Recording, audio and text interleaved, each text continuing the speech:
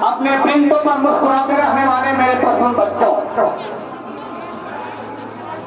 26 जनवरी 1950 का दिन सचमुच भारतीय इतिहास का वह स्वर्णिम पृष्ठ है जहां से उन्मुक्त भारत का नया अध्याय खुलता है। आज के ही दिन भारत माता की प्यासी बधाई आंखों में खुशी की बिजली चमकती थी। उसकी तरसती बिलखती नदियों की बहिकाया में प्रगति की लहर दौड़ पड़ी थी। आज के ही दिन केवल ग्राहों का सिलसिला, आहों का जलजला और गर्व की दास्तान बनी भारत माता की जिंदगी पर प्रसन्नता की पूर्णिमा छाई थी। खुशियों की ज्योति छिड़क पड़ी थी। आज के ही दिन फौलादी हमले से त्रस्त भारत माता की ऐश कांति आकृति पर अमावस की काली रंग की तरफ छाई और साथ ही थाली रखाई हास्य की दुख धवल चांदनी में बदल गई थी। आज के ही दिन विदेशियों के अत्याचारों का सबका काम बंद हुआ था। अंग्रेजी शासन का उन्मूलन हुआ था और हमारे उस दिन का सिंदूरी सवेरा पक्षियों की चहचहाहट और देशवासियों की खिलखिलाहट से अनुगंधित हो रहा था और हमारे मन प्राण में एक ही रागनी बन रही थी। नहीं चाहते हम वैभव, नहीं चाहते हम अधिकार, बस स्वतंत्र रहने दो हमको और स्वतंत्र कहे संसार। राष्ट्रकवि स्वर्गीय मैथिली बुद्ध ने बड़े ही हसीन अल्फाजों में अपनी बातें लिखी हैं।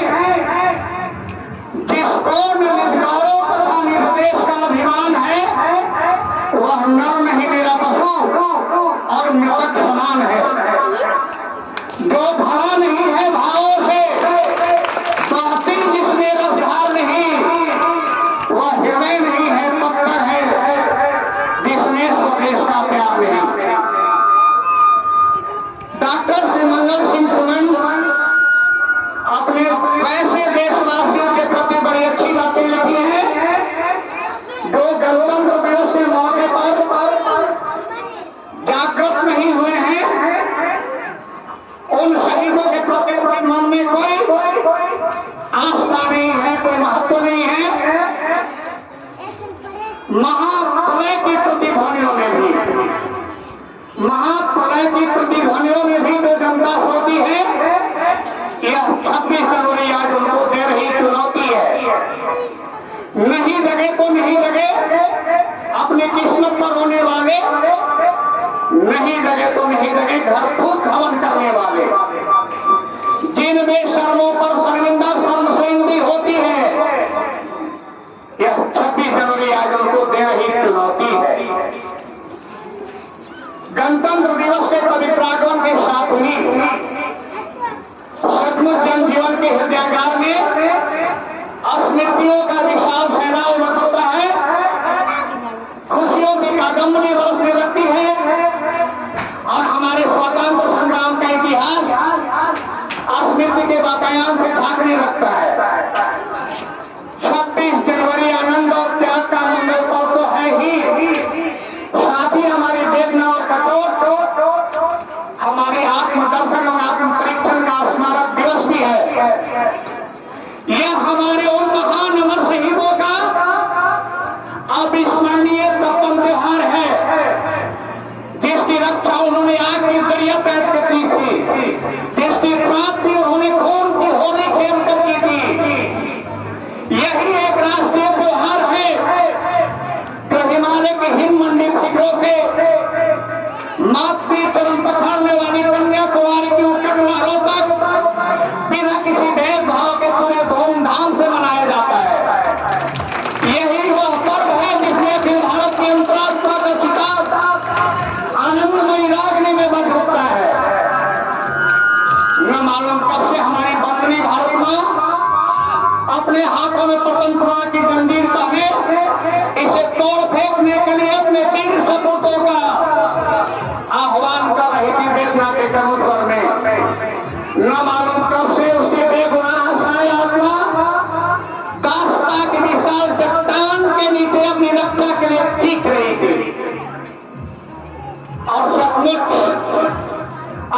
देश को आजाद करने के लिए कितनी माताओं ने अपने नौनिहालों को अपनी ममता की गोद में उछालकर भाले की नौकों पर टंग जाने के लिए अपने हृदय पर पत्थर रख लिया। कितनी बहनों ने अपने माथे में सिंदूर के बदले राख का टीका लगाना स्वीकार किया। अनगिनत नौजवान फांसी के तख्ते पर हंसते हंसते डोल गए। स्वयं झांसी की रानी लक्ष्मीबाई अंग्रेजी हुकूमत का मुकाबला करने के लिए अस्त्र पर सवार होकर अपने हाथ में चमकती तलवार लेकर रणक्षेत्र में कूद पड़ी, जिसकी याद में सुभद्रा कुमारी चौहान बड़ी अच्छी बातें लिखी हैं। सिंहासन ही लूटे राजवंश को जो मृत्यु कहानी थी पूरे भारत में भी आई फिर नई जवानी की भूमि सी आजादी की कीमत सबने पहचानी थी। दूर फिरंगी को करने की सबने मन में ठानी थी। चमक थी सन 57 में वो तलवार पुरानी थी। उनने हर के मुख हमने सुनी कहानी थी। कौन गई मर्दानी वह तो झांसी वाली रानी थी।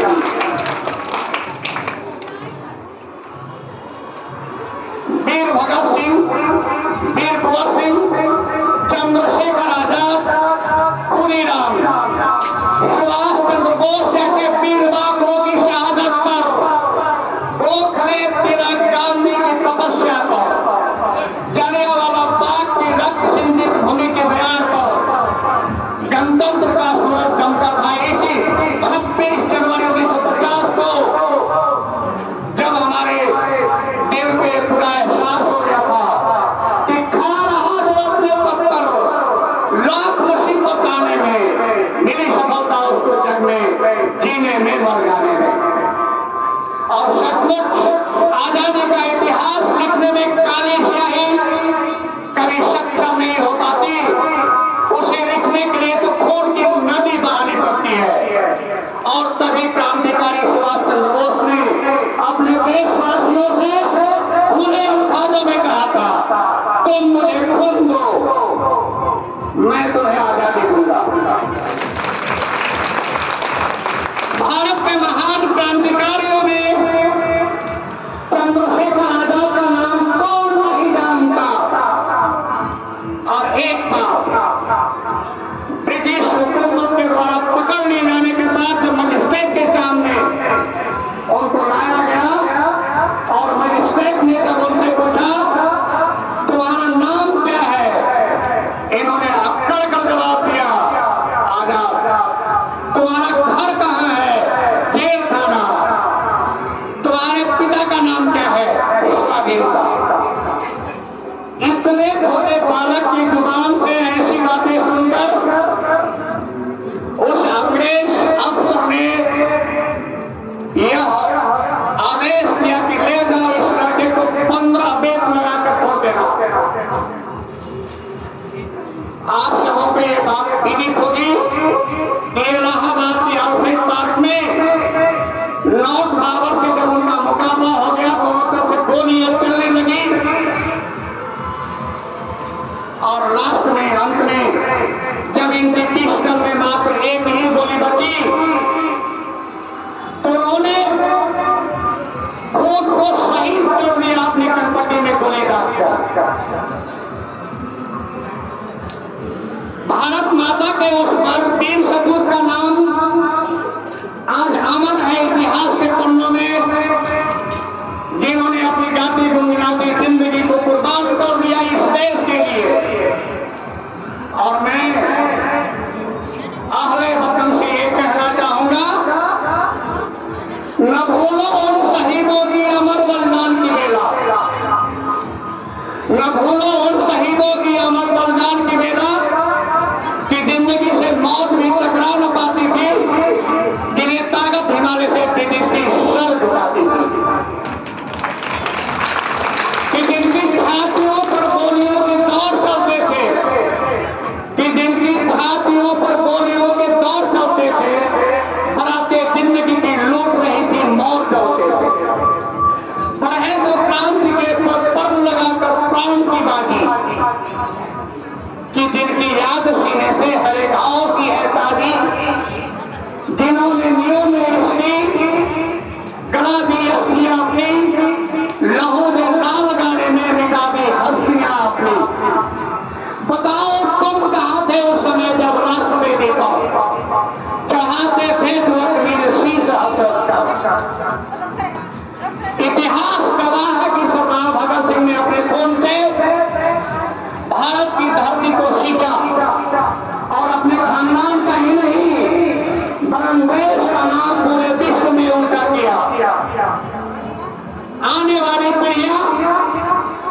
सरदार भगत सिंह के बलिदान से प्रेरणा लेती रहेंगी।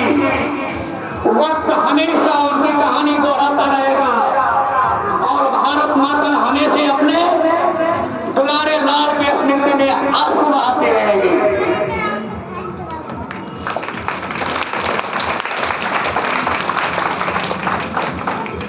अहले वतन को ये बात अच्छी तरह मालूम है इतिहास के अध्ययन द्वारा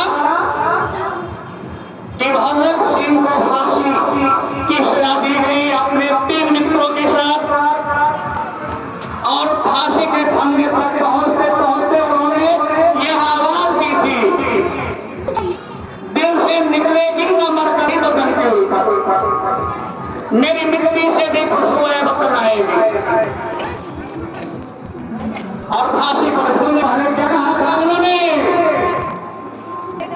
बला से हमको लटकाए अगर सरकार फांसी से हमको लटकाए लटकते आए फांसी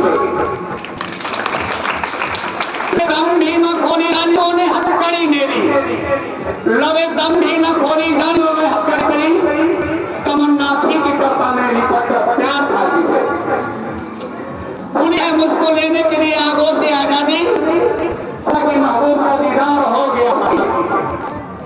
यहाँ तक सब वसाने वतन बढ़ जाएंगे कातिल, तुझे लटकाने पड़ेंगे नित्य को ताके, हर साल नजर आएंगे समाए आदि के जमाने, हजारों कातिल बेच जाएंगे फांसी के। ऐसे आसमां से उतरते हैं किसान ढूंढते हैं सरदार पाके, ऐसी बरसती थी उन देशभक्तों खुशी की तमाम है, देख रहे कितना करने का दिल है, वक्त हमें बता देंगे कि आत्मा हम अभी क्या हमारे दिल में सुना है। आज मत हमारा इंसान होगा, इलाही वह भी दिन होगा जब आजाद न होंगे, जब अपनी ही जमी होगी और अपना ही आत्मा होगा। मैं अपनी रातें खुले तौर पर वही कर सकता हूँ, गर्मी है। अरे वैसा कि जिसमें काम ये अपनी